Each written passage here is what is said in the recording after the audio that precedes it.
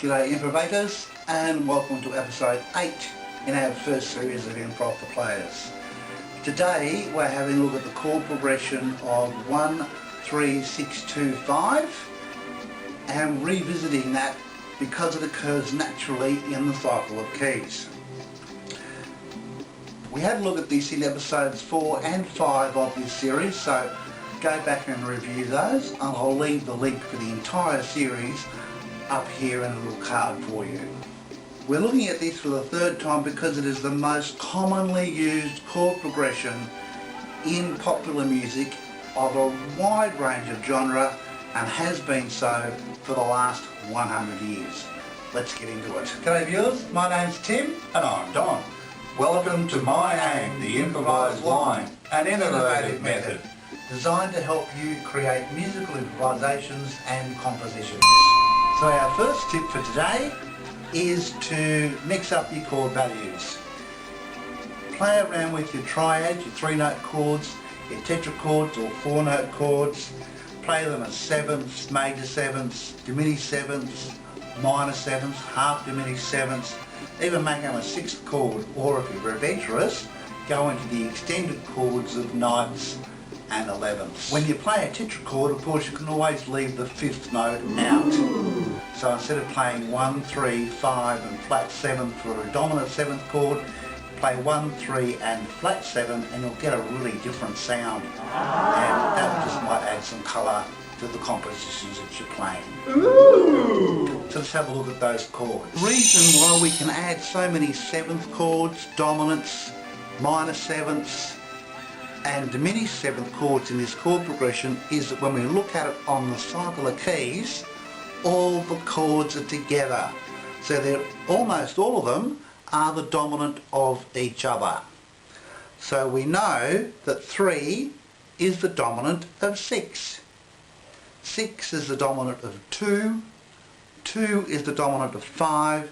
And of course 5 is the dominant of 1. That's why we can use the 7th chords, dominant 7ths, minor 7ths, diminished 7ths and half diminished 7ths anywhere you like in this chord progression, because in the second 4 bars of this progression it goes 3, 6, 2, 5, which is the natural order on the cycle of keys when we're going around clockwise. 3, 6, 2, 5, 1. That's why the cycle of keys is always our reference point when we're creating the improvised line. So let's have a look at those chords and see how the notes fall naturally in the scale. Again, we're using Roman numerals, so it's easily transferable into any key on the cycle of keys that you like. And again, we're playing in C major as a demonstration, so you can see clearly on the keyboard exactly what's happening. The first is the Ionian, which is C, E, G, plus a B for a C major 7th.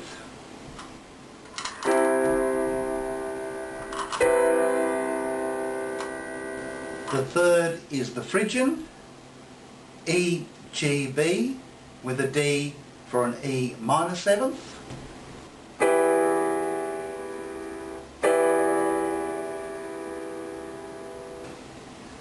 The sixth is the Aeolian, A, C, E, and a G for an A minor 7th.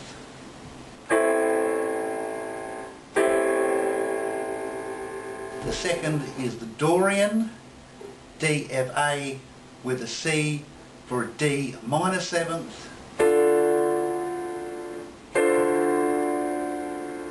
And the fifth is the Mixolydian, G, B, D, with an F for a G dominant 7th.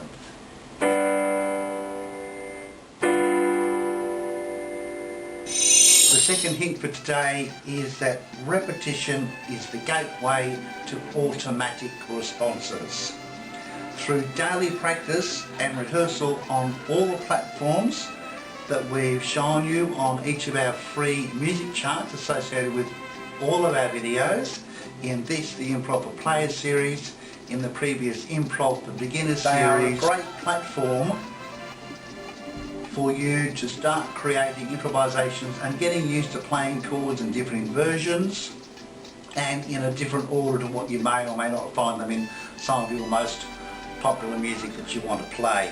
It's okay to mix it all up, play around with it, change it, but practice. Practice and practice. Repetition is the gateway to automatic responses. Flashback. I remember when I was teaching, I taught for over 25 years. A parent of a student once said to me, "You play really well, you don't have to practice." And I said the exact opposite. I was practicing for 3, 4, 5 hours a day, teaching for 4 or 5 hours a day, 6 days a week.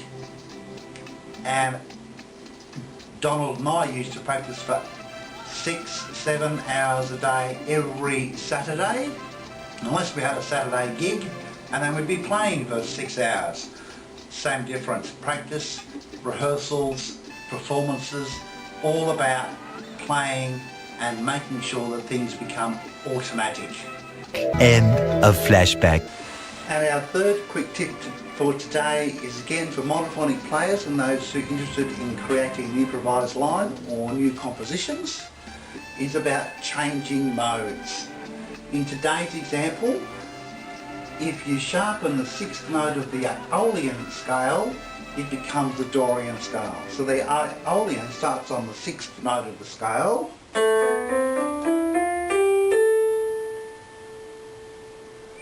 and if we sharpen the 6th note,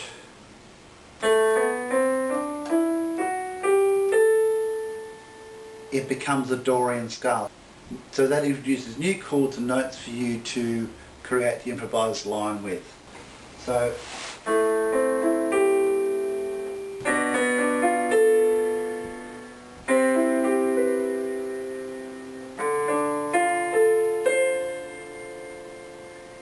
but if we sharpen that 6th note, it becomes a Dorian scale.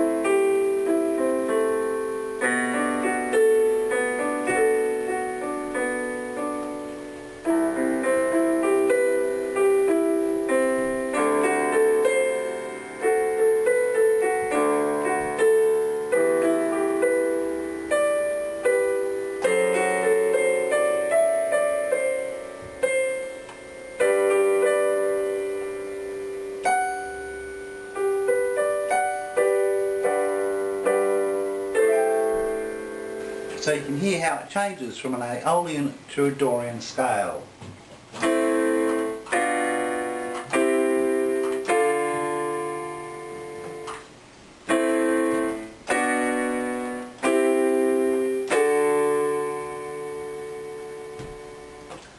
And then of course, to get back to your original mode, simply undo the alteration that you've made. So let's finish with a quick improvisation using the chords in the progression they appear on the chart on today's free music chart.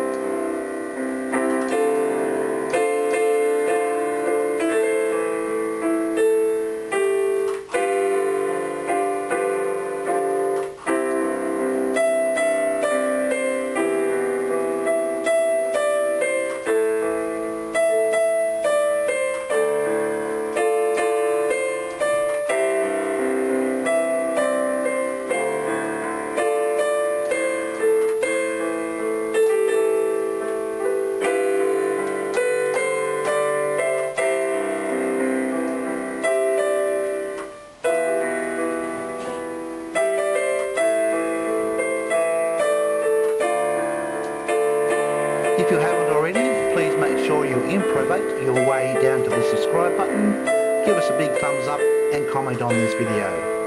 If you have any other questions, you can post them below or contact us via our website at miAim.com.au. Thanks very much for watching miAim, the improvised line, an innovative method, and we'll catch you guys next week with more music information. See ya!